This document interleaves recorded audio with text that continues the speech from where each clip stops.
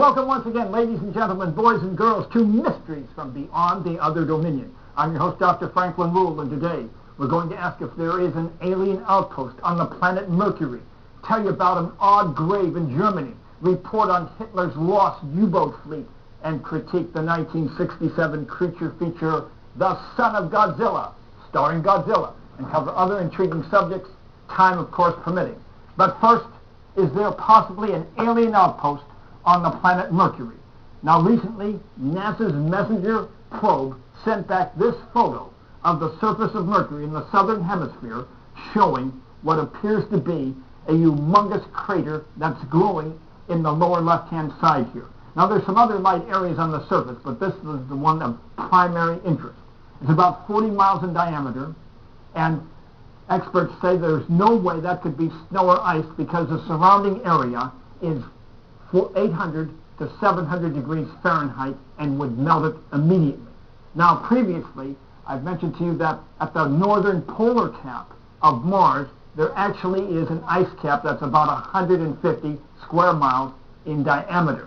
But this particular ice cap is not associated with any heat, whereas the one in the lower left-hand corner here would have burned up. So the question is, could it be something possibly metallic?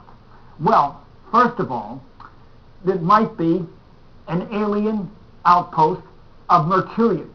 You might ask, could Mercurians exist on this planet?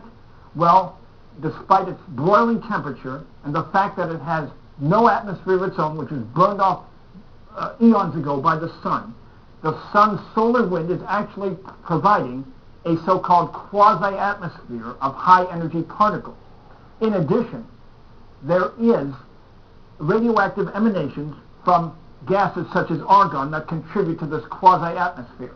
So it is certainly within the realm of feasibility that some type of entity might have evolved in this hostile environment and today created this structure that appears to be possibly metallic. Another possibility is that aliens from another planet, Mars, Venus, or a planet beyond our solar system, landed on Mercury, and what we're seeing is their spacecraft. Now, there's also the possibility it might have crashed. You say, well, this would be a 40-mile diameter spacecraft. Is that possible? Well, of course, we do have some reports of UFO motherships possibly being 1 mile long. 40 miles long is, of course, significantly larger, but we're talking about the possibility of advanced aliens from a civilization that might have such a structure, that either crashed there or landed on the surface of Mercury. Now, let's take a look at just one type of spaceship that might conceivably have landed on Mercury. This from the 1954 sci-fi flick, Devil Girl from Mars, starring Patricia Loughlin and Hazel Court. Roll tape.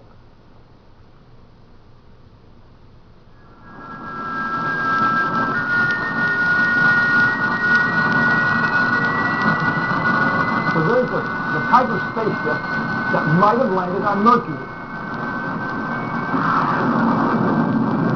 Because we have the photographic evidence, and the astronomers say they're absolutely baffled as to what it is.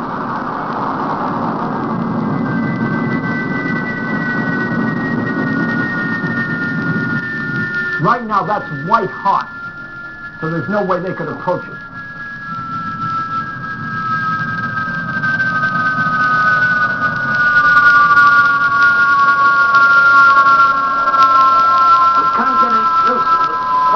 I just said that.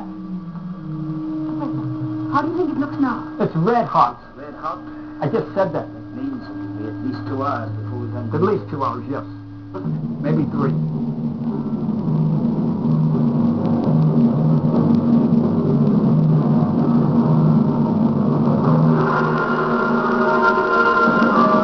That's Naya, portrayed by Patricia Loughlin.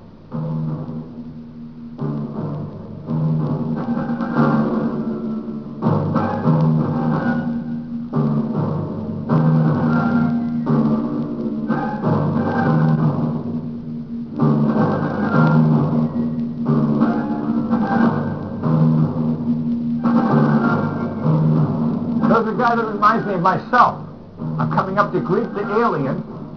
Let's see what happened. Yeah, I'm clumsy like that, too. God, I could have handled that role. Uh-oh. He senses that he's in trouble.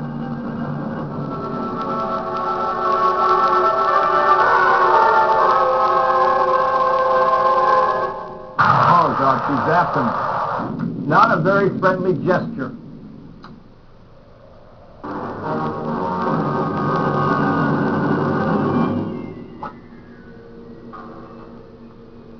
Who are you? My name is Naya.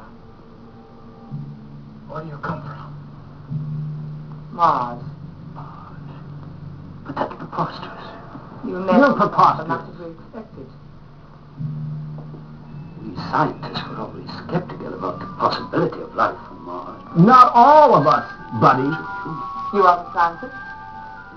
You are a very poor physical specimen. Speak English. Of course. You are English, aren't you? What should you be speaking, Tadjika Stansky?